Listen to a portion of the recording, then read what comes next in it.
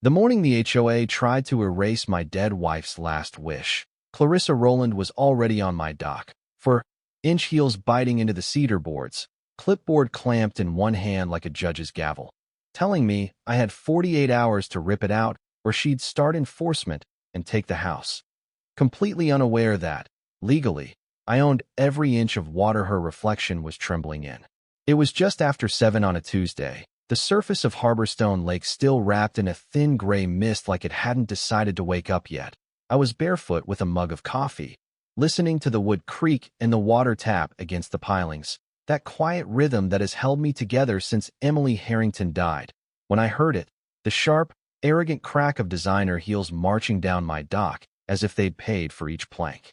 I turned, steam curling between us, and there she was, Clarissa, president of the Harborstone Point Association, dressed like she was about to film a luxury listing, hair sprayed into combat mode, diamond ring throwing sparks while she shoved a stack of papers toward my chest.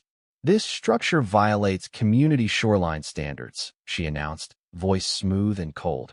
"You have 48 hours to remove it or the association will begin daily fines and lien proceedings on your property." Behind her, 200 acres of flat silver water, the dock reaching out exactly where Emily wanted it, the last project we'd sketched together between chemo drips and hospital monitors. I'm Cole Harrington, 58, retired civil engineer, 30 years designing bridges that don't fall and water systems that don't wash towns away. 3 years ago, cancer took Emily, 32 years of marriage broken down into hospice whispers and one promise. Finish the lake house, build the dock, don't let grief be the only thing in the room. When I bought our place in Harborstone Point, ring of lakefront houses full of doctors, small business owners, retired teachers, the kind of neighborhood where kids ride bikes in circles and everyone's lawn looks HOA approved, I thought I was buying peace. Loons calling at sunrise, sun melting into the water at dusk, a quiet dock where I could talk to my wife without anyone listening. The dock kept me breathing. 6 months of drawings, load calculations, soil borings, every footing set like I was building a foundation under my own chest, every bolt torqued until it sang, every permit carefully pulled from Riverton County. The inspector from the Riverton Engineering Department had stood right about where Clarissa was standing and called it art disguised as infrastructure. For a minute, I believed that doing everything right meant nobody could touch it. Then Clarissa moved in. She and her husband, Evan Rowland, owner of Rowland Lakeside Construction, bought the biggest house on the shore, a columned monstrosity that screamed my kitchen cost more than your truck. Within 8 months, she'd charmed and bullied her way into HOA president, the old board of 70-somethings resigning rather than listen to another lecture about elevating the Harborstone brand. Her first crusade, dock standardization for property value optimization, which just happened to require that everyone replace their existing docks with the floating plastic platforms Evan sold for 3 times what they were worth. The first violation letter arrived on thick cream paper, $500 per day if I didn't demolish my industrial-style structure within 72 hours. I did what an engineer does. I laid out the data. I met Clarissa in my driveway, spread stamped drawings, soil reports, county approvals across a folding table while she stared over her clipboard. "Municipal permits don't override association covenants, Mr. Harrington," she said, flipping through my work like it was a children's menu. "This dock disrupts shoreline aesthetics and damages community harmony." What she meant was, it wasn't built by Rowland Lakeside, therefore it was a problem. What I heard, underneath the legal buzzwords and department store perfume, was a stranger threatening the last physical piece of my life with Emily, the place where I'd scattered some of her ashes on our anniversary, where I still whispered to her when the house felt too big. I swallowed my anger and said, as calmly as I could, "Ma'am, you might want to double-check your authority before you start talking about taking my home." She smirked, made a note, turned on those heels and walked back to shore, leaving the violation notice flapping in the breeze like a countdown clock. That night I sat on the edge of the dock, feet hanging over dark water, listening to the soft slap of waves and a lone loon calling somewhere out in the fog, and I could hear Emily in my head, the way she used to tease me when some contractor tried to bully me on a job site. Bullies never read the blueprints, Cole, they just shout. So the next morning, I took my coffee, my stubbornness, and 30 years of engineering brain down to the county building to see what the blueprints actually said. The Riverton County Records office smelled like dust, an old toner, and decades of people arguing over bad surveys. Behind the counter sat Helen Cortez, gray hair in a tight bun, cat-eye glasses, the kind of clerk who remembers every strange deed that's ever crossed her desk. When I told her the HOA president was giving me 48 hours to destroy a dock I'd built with legal permits, and asked what she could find on Harborstone Lake, she gave me a look that said, finally, some entertainment. Old reservoir files. Helen said, already reaching for keys. You just made my day, Mr. Harrington. In college, I'd had a professor obsessed with water law and riparian rights, the way one sentence on an old deed can outrank every shiny new rule. I hadn't thought about that class in years, but standing there watching Helen pull brittle documents out of metal drawers, it came rushing back. She spread yellowed pages on the counter, the paper smelling like an attic.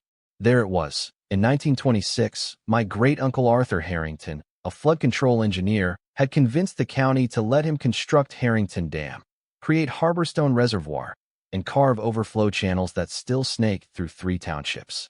Buried in neat fountain pen script was the phrase, Perpetual Water Management Authority over the Harborstone Watershed System.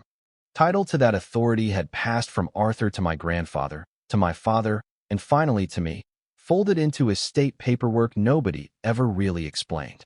On top of that, Helen dug up the Harrington Water Stewardship Trust, a county-funded account paying for flood control, quietly growing for decades, now worth close to $900,000. Mr. Harrington, she said, tapping the signatures, your HOA not only has no say over your dock, they never had legal control over this water at all. That evening, Clarissa called an emergency HOA meeting at the Harborstone Community Center. Fluorescent lights hummed. Burnt coffee stank from a forgotten pot. About 20 neighbors showed up looking half curious, half scared. At the front of the room stood Clarissa beside a projector, slides titled Dock Crisis, Protecting Harborstone, and seated next to her was her brother-in-law, Graham Rowland, an attorney from Rowland, Pierce & Cole, checking his watch like we were a waste of billable hours. This non-compliant structure threatens property values, Clarissa declared, clicking through photos of collapsing docks stolen from the internet, calling my hand-shaped cedar an industrial eyesore. Graham chimed in about clear authority under community covenants to regulate waterfront structures. When they opened the floor, I stood, heart pounding, and carried copies of Arthur's original agreement and the county payment records to the front. According to the Riverton County Archives, I said, my parcel carries inherited water management rights over Harborstone Lake and its feeder creeks. Association rules don't govern what I build over water I'm legally responsible for. That's ridiculous, Clarissa snapped, color rising in her cheeks. Those documents are nearly a century old. Our covenants supersede outdated technicalities. From the second row, Margaret Shaw, retired real estate attorney from Cedar Shore Lane, cleared her throat.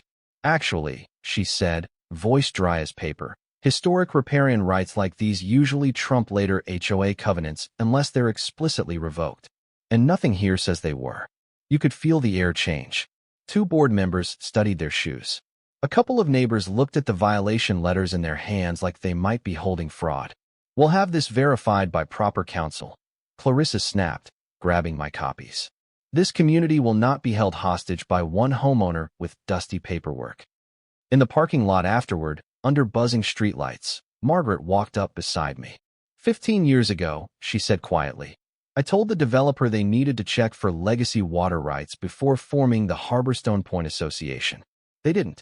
If you're willing, Cole, we can fix more than one dock. 3 mornings later, someone banged on my front door, my neighbor Noah Blake, still in a robe, yelling that I needed to get outside.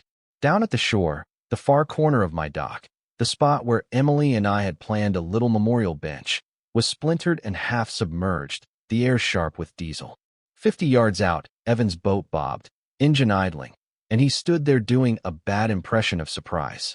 Throttle stuck in forward, he shouted, total accident, man. These old motors, you know. I'll help you clear this thing out. It's clearly not safe.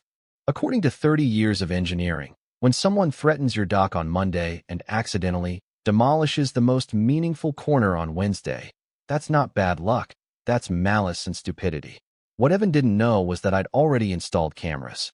The footage showed him lining up, gunning straight at my pilings. A friend of mine, marine mechanic Tyler Kane, pulled the throttle apart and pointed at fresh tool marks. This was rigged, he said. Detective Jenna Cross from Riverton Water Patrol watched the video, took her notes, and told me we weren't talking about an unfortunate collision anymore. We were talking about criminal mischief, insurance fraud, and damage to designated flood control infrastructure. While Evan was getting acquainted with the justice system, Margaret and I dug into HOA records.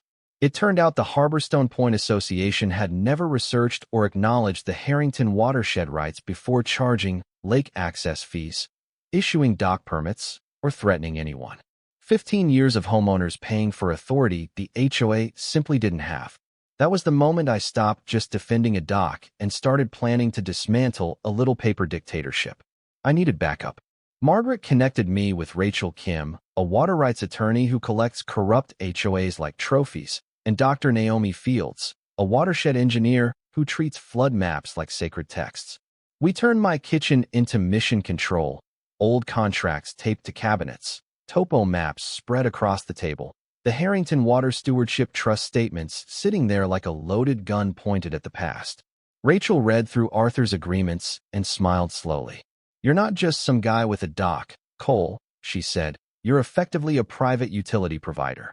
These rights walk straight over HOA covenants. The question isn't whether Clarissa loses, it's how much of the mess lands on her."